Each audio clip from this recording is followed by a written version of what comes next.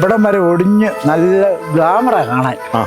പുള്ളി കാണാൻ അന്ന് ഇത് ഒറ്റയ്ക്ക് ഒരു മനോരമ വീക്കിലും പിടിച്ച് നേരെ ഇതിലൂടെ നടന്ന് ബംഗ്ലാവിലോട്ട് ചെല്ലും.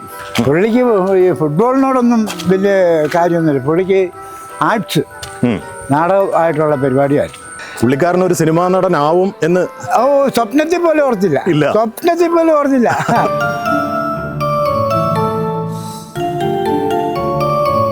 അദ്ദേഹം കണക്ട് ചെയ്തു തന്ന ആൾക്കാരിലൂടെ ഒടുവിൽ ഞാൻ മുണ്ടക്കയത്തെ തിലകൻ ചേട്ടൻ്റെ ആ പഴയ വീട്ടിലേക്ക് ഞാൻ ചെല്ലുന്നു. അതായത് തിലകൻ ചേട്ടൻ ജനിച്ചു വളർന്ന ആ വീട്ടിലേക്ക് ഞാൻ ചെല്ലുന്നു.